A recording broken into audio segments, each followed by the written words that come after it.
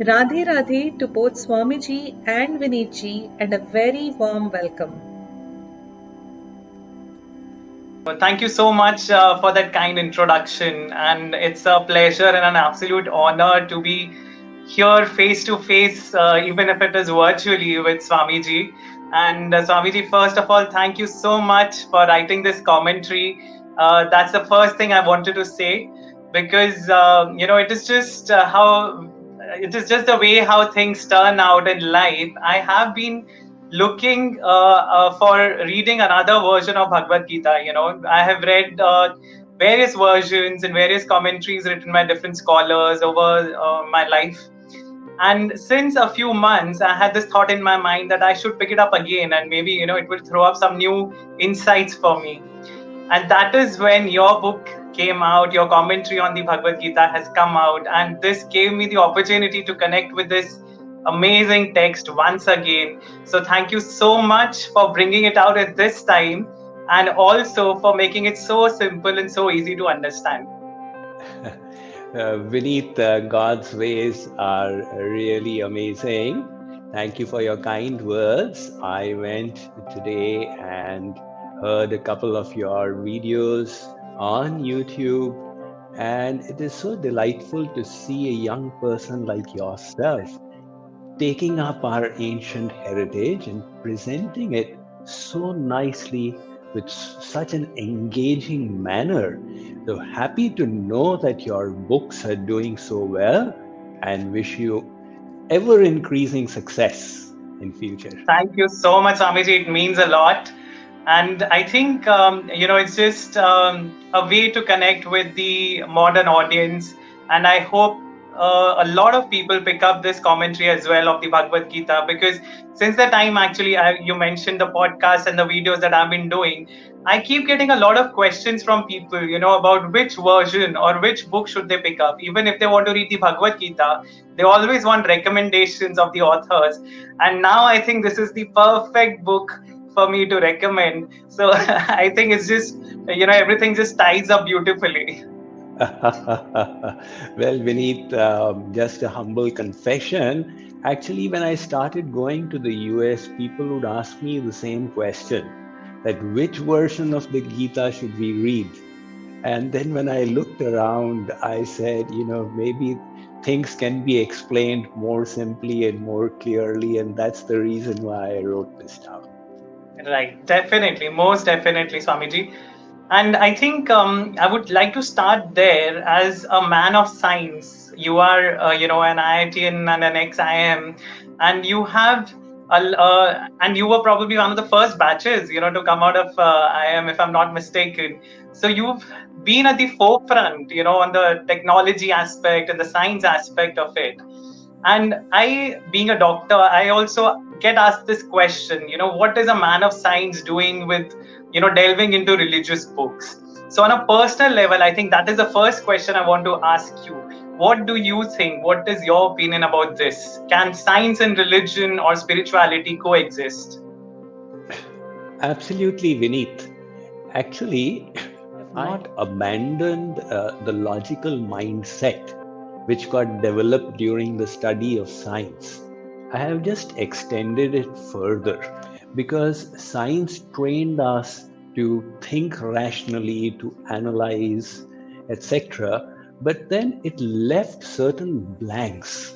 For example, it stated these are the laws, and it had no mention of the lawmaker. So if there was just a big bang which was the cause of it all, there should have been chaos.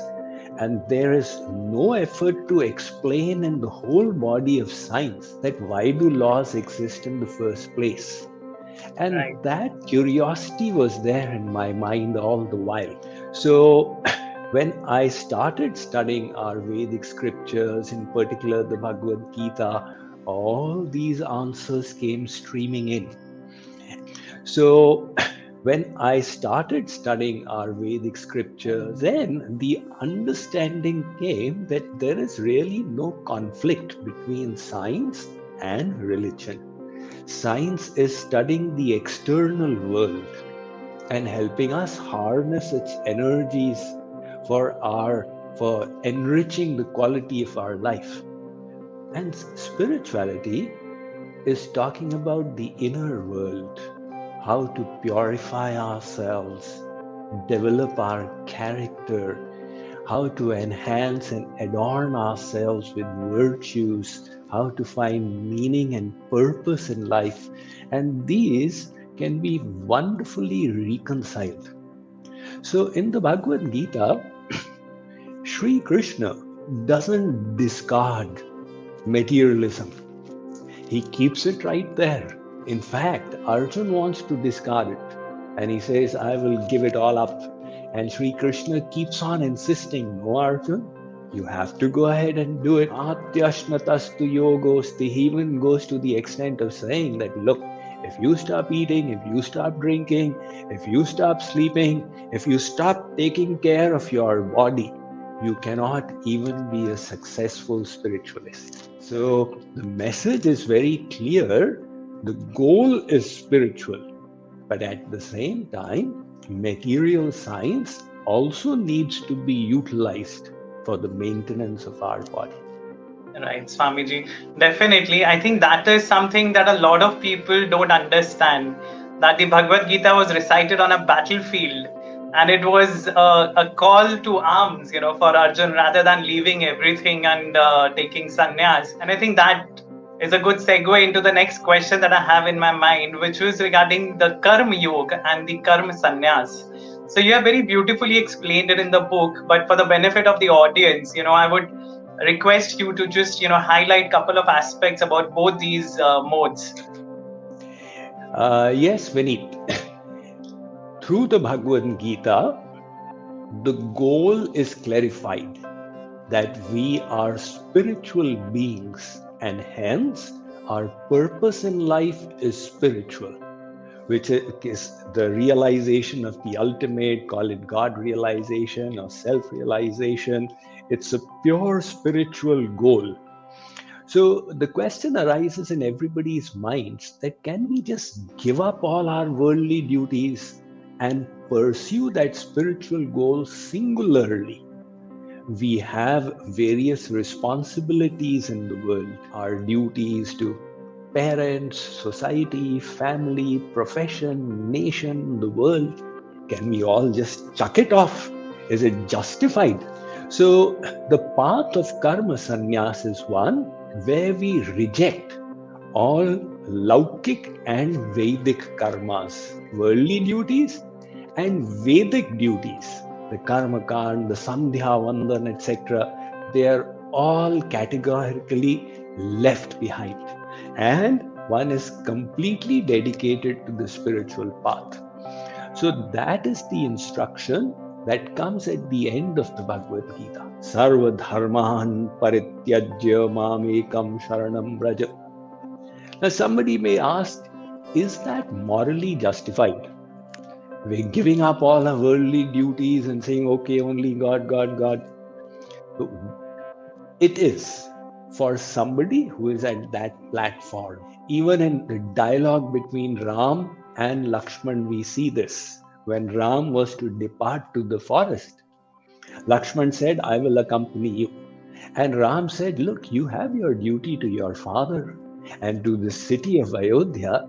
So they are all in despair and you need to take care of them. So Lakshman says, Guru pitu matu na janahu kahu kahu subhau nath patiyau. I don't know any father, any mother, nothing. So Lakshman has rejected the worldly duties. But he has taken up a higher duty, the spiritual duty. So he says, More sabahi ek tum swami, deen bandhu ur antarayami. O Ram, you are my everything. You are my father, you are my mother, you are my all in all. That means now Lakshman is not looking on himself as the body. He is looking on himself as the soul and seeing all his relationships with Sri Ram. So from that spiritual platform, he is now saying, I am following the path of karma sannyas.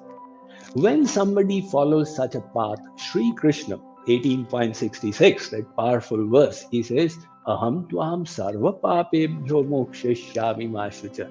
Don't worry, Arjun. If there is any sin in it, I will free you from it.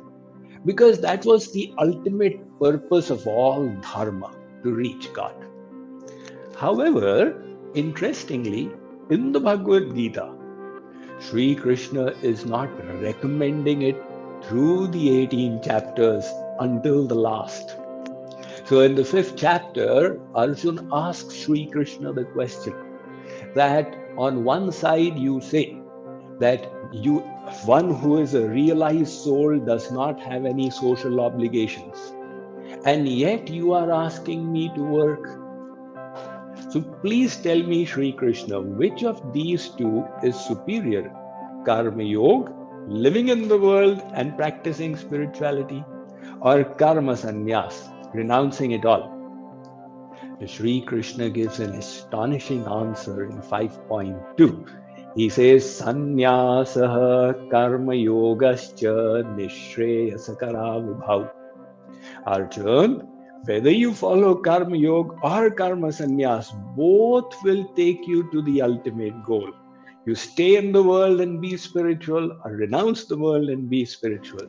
But tayostu karma sannyasat karma yogo vishishyate.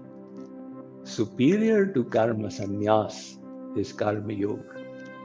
That means if somebody is there in the world, in household life and practicing spirituality, that person is superior to a Baba who has renounced the world. And that takes everybody by surprise, particularly in the Indian culture, right?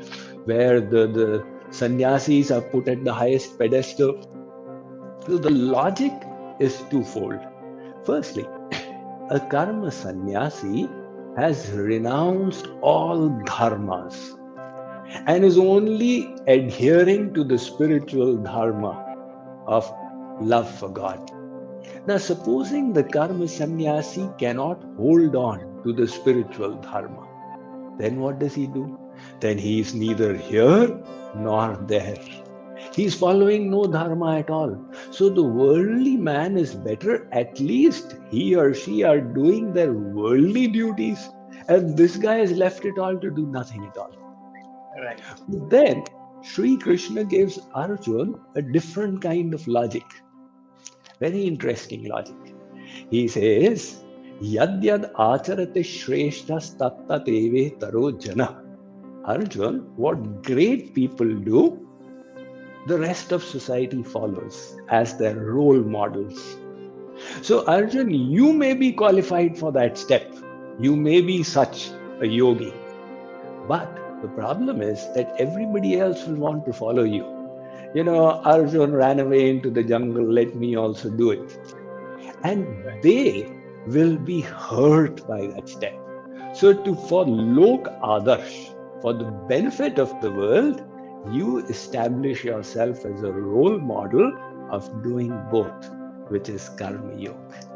So truly, the Bhagavad Gita accepts both of these as paths, but it is very clear that for majority of the people, 99.9% of society, Karma Yoga is the better path, where alongside with the worldly duties, you also practice spirituality. Right. So, Swamiji, I think that's an interesting thought that, you know, a lot of religious teachings or religious sects, they talk about renunciation and, focusing only on God. But I think Bhagavad Gita is that one text which actually tells you to focus on God while doing your duties. I think that's a very, very positive lesson, especially for the modern world, because, you know, youngsters today, they don't really want to leave everything. You know, they have got the comforts that their parents have earned for them, and they don't want to relinquish anything. So I think this is a very practical approach for the society today, even Indian society, you know, which is relatively more thriving than the previous generation.